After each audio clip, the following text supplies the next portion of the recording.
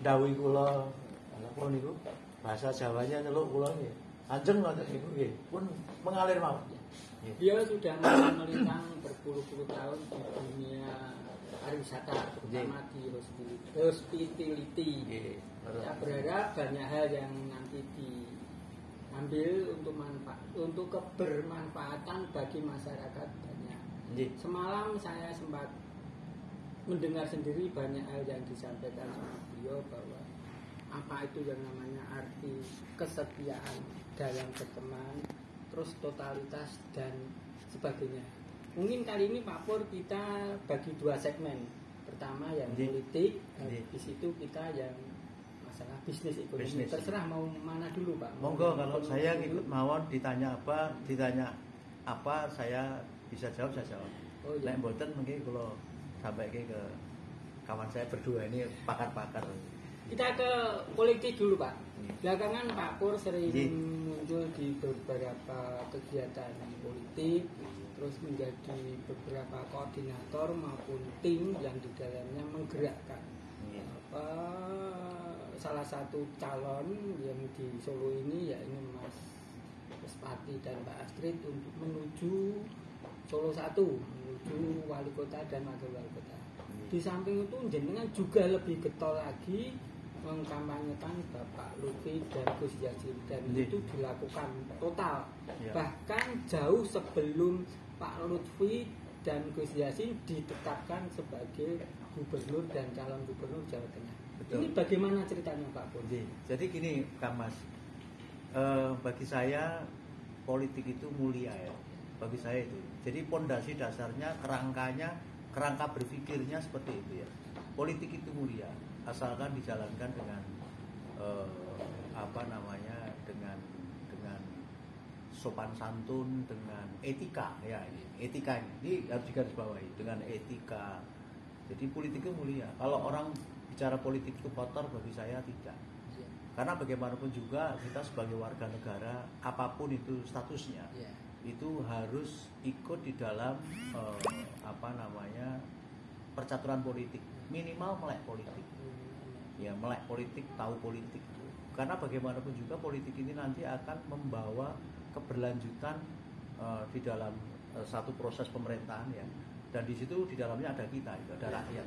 Jadi kalau kita tidak melek, tidak memahami politik ya bisa menjadi korban politik. Nah ini. Jadi menurut saya gitu, maka dari itu saya menganggap politik itu mulia. Akhirnya saya juga dari mulai saya itu mempunyai hak pilih ya Pak Langgeng, saya selalu ikut di dalam itu. Dan kebetulan saya hobi gitu ya, saya hobi. Ya nanti ke depan pemimpinnya siapa, terus kemudian bagaimana policy kebijakannya itu saya senang. Dan pada akhirnya membawa kebermanfaat atau tidak buat kita semua, buat rakyat. Itu saya selalu mengikuti gitu. Dan saya dulu sebenarnya pengennya jadi politisi juga, tapi ya tidak kesampaian. Saya akhirnya terjun di dunia tourism industry. Nah, jadi kita harus terlibat di situ. Maka itu panggilan jiwa bagi saya. Maka ketika saya melihat figur-figur yang nantinya akan membawa kebermanfaat, bisa mengemban aspirasi rakyat, memperjuangkan rakyat, visioner ke depan untuk rakyat, itulah yang saya pasti dukung. Belajar dari mana Pak Pur? Ya saya belajar dari orang-orang sekitar saya ya. Sekitar saya Solo ini kan dari dulu kan banyak tokoh-tokoh ya, tokoh-tokoh nasional. Bahkan semenjak Republik ini belum ada ya. Belum lahir. Solo ini sebagai sentral gitu ya. Sebagai sentral pusering Indonesia ya di Solo ini. Tokoh-tokoh dari mulai Mataram Islam sampai Republik itu ya intrik dari sebelum Republik sampai sekarang pun itu pusernya di Solo ini. Maka banyak tokoh-tokoh di Solo ini. Maka dari itu saya belajarnya di situ. Ya sekeliling saya ya.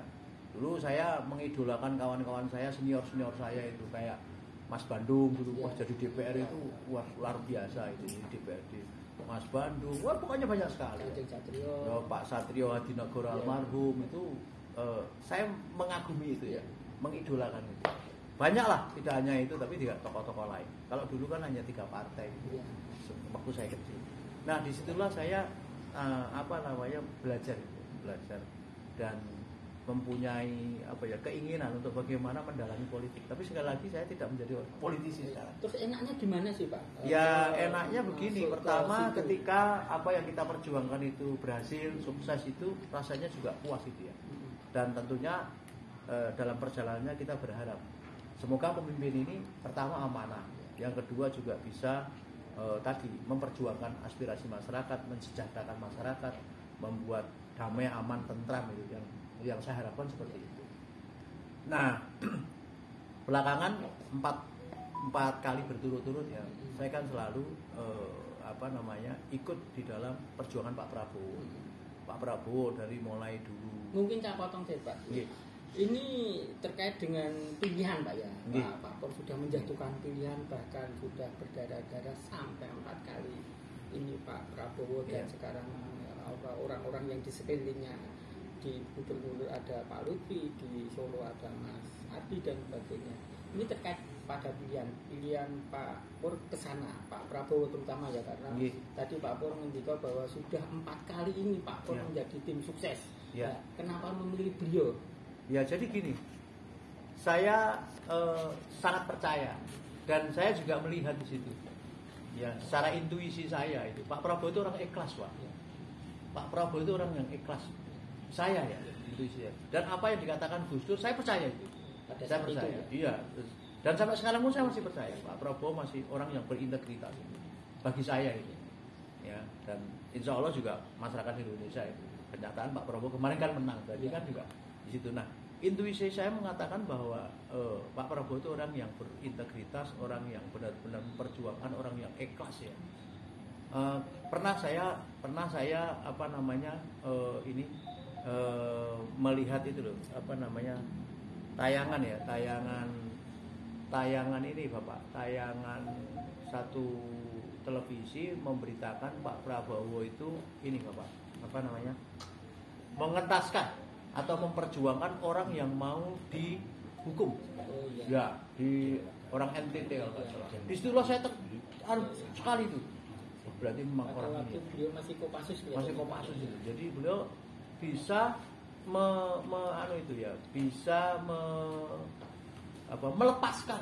melepaskan orang ini akhirnya tidak dihukum mati. Disitulah saya